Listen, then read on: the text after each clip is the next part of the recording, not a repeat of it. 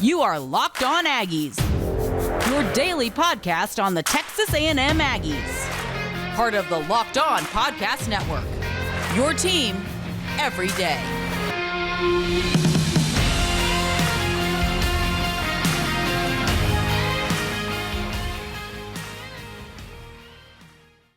We are here for Locked On crossover action. I am Brandon Olson with Locked On Gators. Joining me is Joey Ikes from Locked On Aggies. And before we even get into it, today's episode is brought to you by BetOnline. BetOnline has you covered this season with more props, odds, and lines than ever before. Check out BetOnline. It's where the game starts. And Joey, screw you. I'm starting with the trash.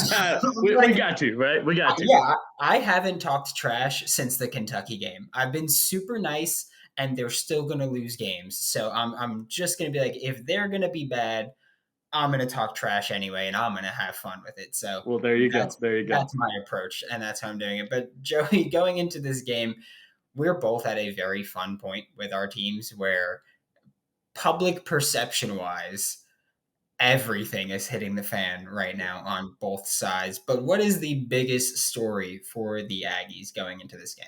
The biggest story, without a doubt, is Conner Weigman, the freshman quarterback, who made his starting debut last week and played unbelievable. It's one of the best games an A&M quarterback has played in a long time. And he did it in his first game, in prime time, in an SEC matchup. And it was awesome. And so the biggest question mark going back all throughout the spring and summer was who's going to play quarterback for A&M, and is it going to be good enough for them to help the roster get where everybody thinks the roster should be? And for the first couple of months of the season, the answer was a resounding no. And now there's finally the glimmer of hope that maybe for the last month of 2022 and then the next couple of years after that there's some hope for the quarterback position. And it's been the thing that everybody's talking about. And it's like the shift in energy around the program in not even in a full game. After the first two series of the Ole Miss game last week, the shift in 15 minutes of gameplay was remarkable just in terms of how people felt about the future of the program based on an 18 or 19-year-old kid and how he played in his first game. Yeah, I'm excited to see how he plays. I will say I'm excited, but I'm also dreading it because of how bad Florida's defense has been this year. I'm like, oh, if you thought Aggies fans were excited for him after the Ole Miss game, when he puts up a ton of yardage and 3 touchdowns, they're gonna love him. They're gonna and I don't even care how mobile or immobile he is. He could be a complete statue. He's picking up like 40 rushing yards. It's just what's going to happen. I don't care who you have back there. You could put Jimbo. He's picking up rushing yards. Wow. Like they're going to be there just because why not, Florida, I think for me and for the Florida Gators, the biggest story this week, which I love that it's not Anthony Richardson because I'm sick and tired of it being him for almost every crossover I've done. But I think the biggest story at this point is who's bought into the team. Because, yes, public perception-wise, it's hitting the fan. Brenton Cox on Monday got kicked off the team, leading pass rusher. I don't know who's going to replace him in production because guess what? He's been the best by a huge margin. There's a ton of rumors about who's going to hit the portal or who's not going to hit the portal.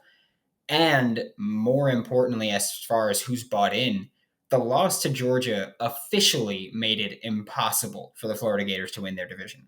If you beat Georgia and Georgia lost out, which obviously wasn't going to happen, then you could have done it. And it seemed incredibly unlikely, but possible. Now it is impossible. So now you're a team with no championship hope whatsoever. And there's a lot happening behind the scenes of the program. So I think for me, it's got to be just who's bought in and who actually has their sights on this game. Because I know there are guys that are going to hit the portal that right now are thinking, where am I going to be playing football next year? Right. And so I think for me, it's got to be just who's bought into this program. Yeah, absolutely. And it's a similar story to what went on with A&M last week, before the big, reveal of Conner Weigman and the way the offense played. And so I can relate to that for sure, just in terms of the uncertainty about, it's Thursday, right? Who is spending their time between classes on Thursday? looking at the game plan for this week against A&M and who's spending their Thursday time between classes, talking to an NIL guy, an NIL collective guy from another school across the country that they want to go to next year. It's hard to know the answer to those questions. And you can't really tell until you get on the field. And even then it's hard sometimes to tell. So it's not a fun place to be, but at the same time, from our perspective and our standpoint, it can be a little bit fun because it gives us a lot to talk about for sure.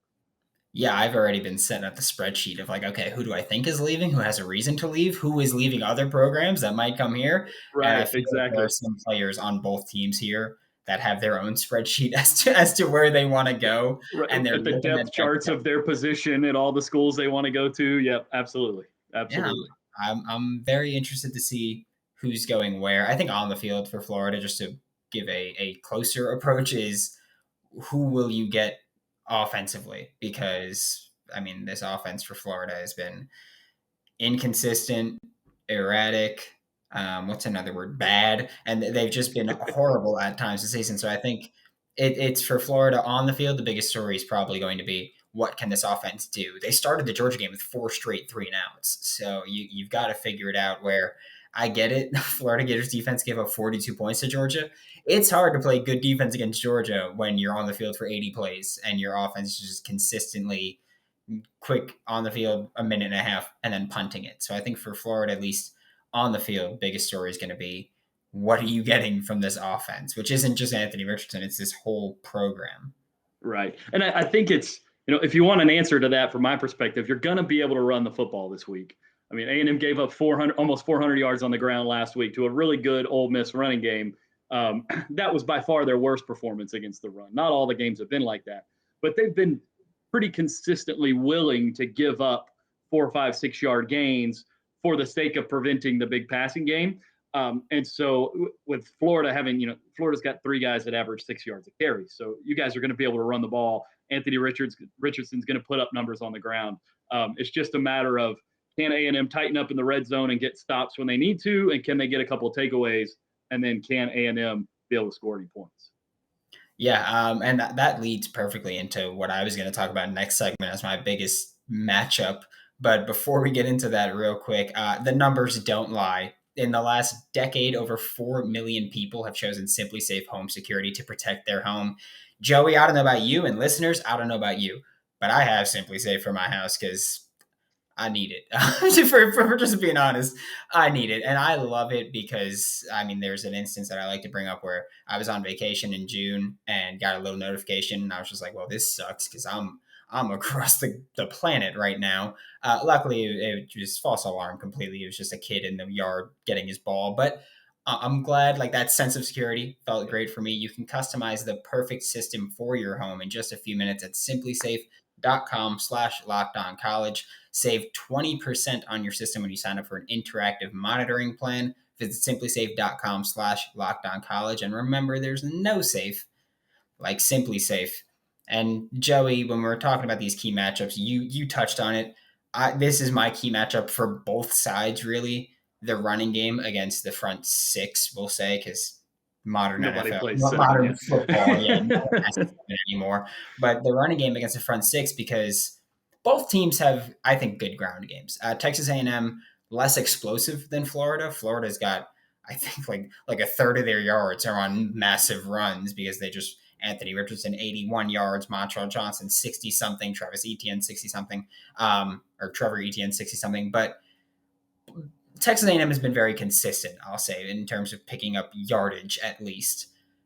Both the defenses, bad.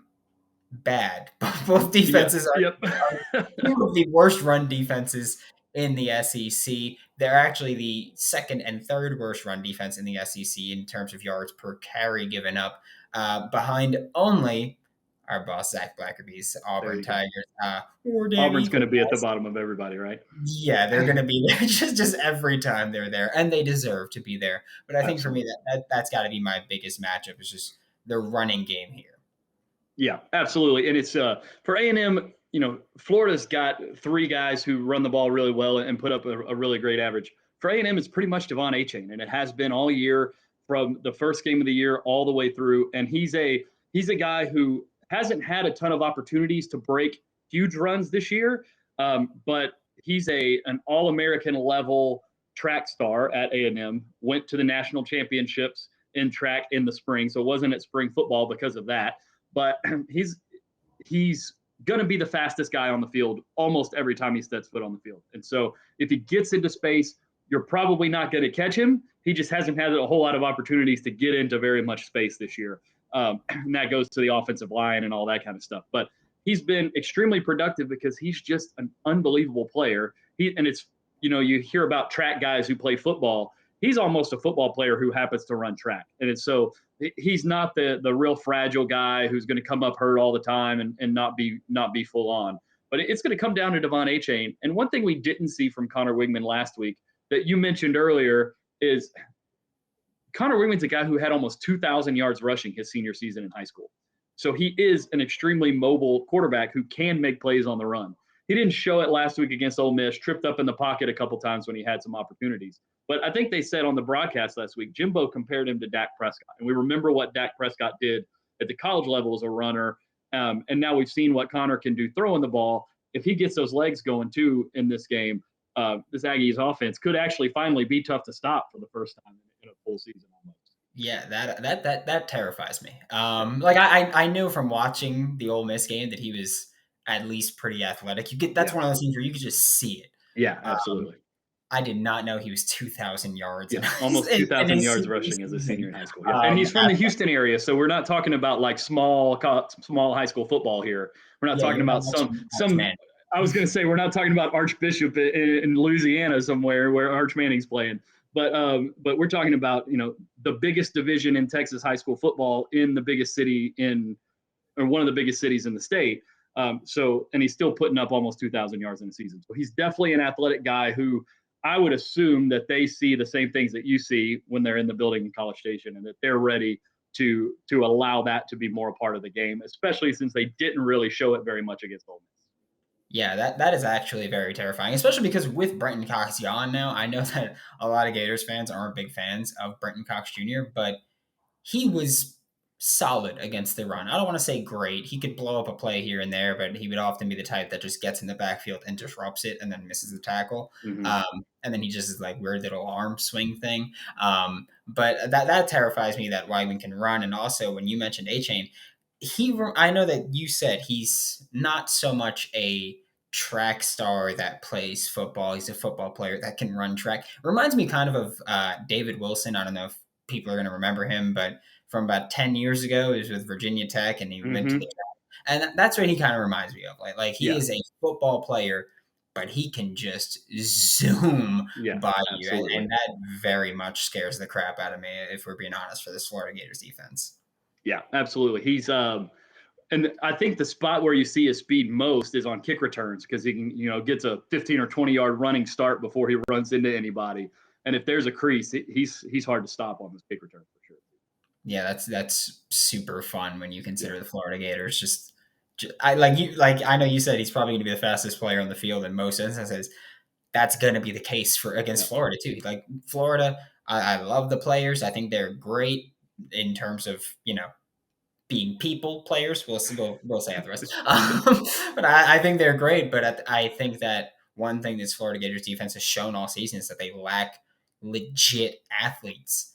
And this is one of the few tests where they're actually going to go up against someone who, I say Anthony Richardson most of the time he's on the field is the most athletic person on the field.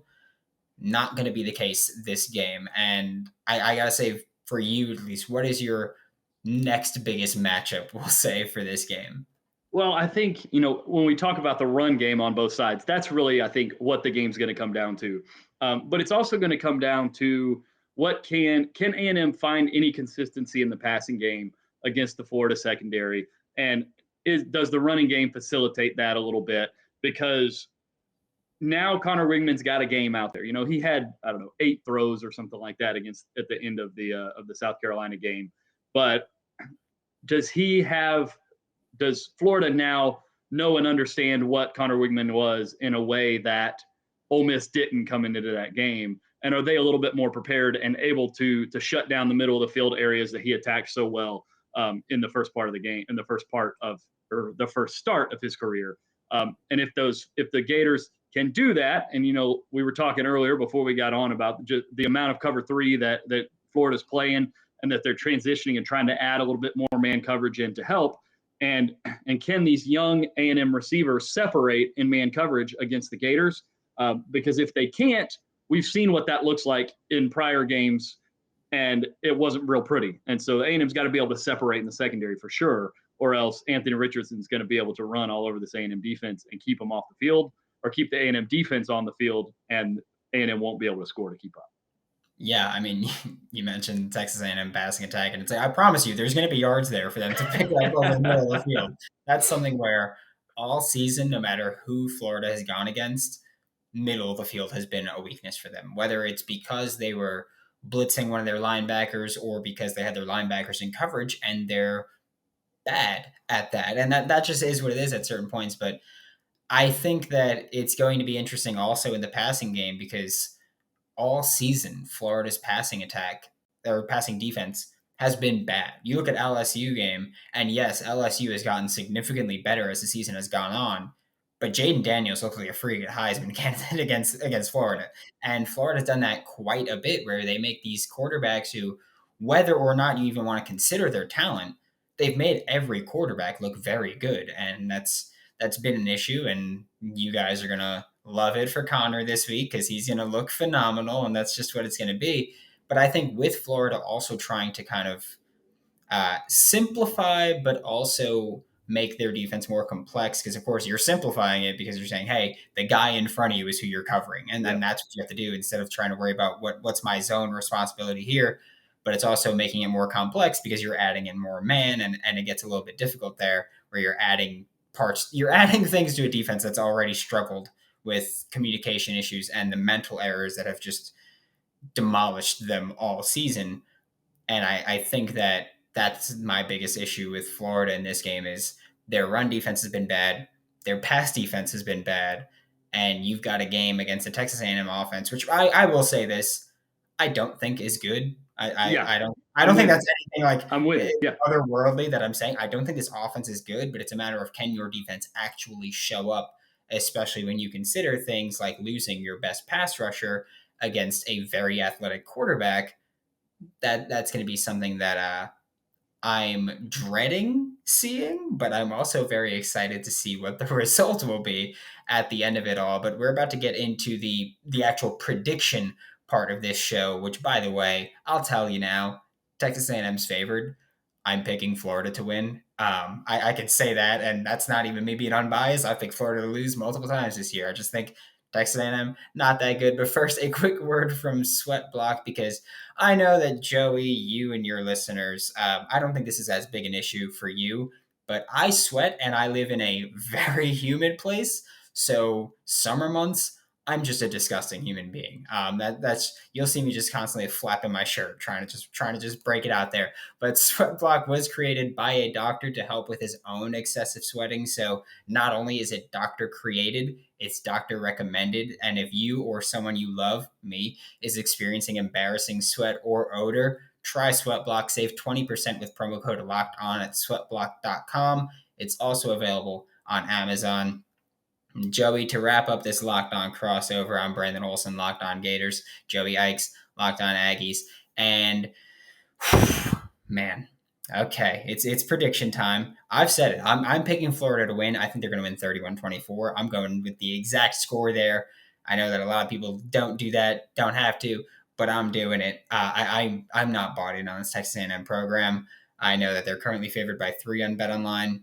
BetOnline, don't know why the hell you did that one. But I think Florida's going to win. I think the main reason I think Florida wins this game is because they're at a spot where now you're completely eliminated from SEC championship contender, which you really weren't before. But now it's literally impossible for you to do. I think that you saw the defense get more aggressive against Georgia. I think you see the offense get more aggressive this week for Florida. And I think something that's been not talked about enough for this Florida team is, they're 4-4. One of those wins came week 1 against a then number 7 Utah, which is now number 13 or 14 in the college football playoff rankings. Your only losses this year, if you're Florida, to number 1 Tennessee number 3 Georgia, number 10 LSU, and a team that just fell out of the top 25 this week in Kentucky. And aside from Georgia, you were a play or two away from that being a win and being 7-1 on the year. So I think, this Gators team, not great, hell, not good. But I think they're better than Texas A&M, and I think they're better than they're getting credit for. Joey, how you doing?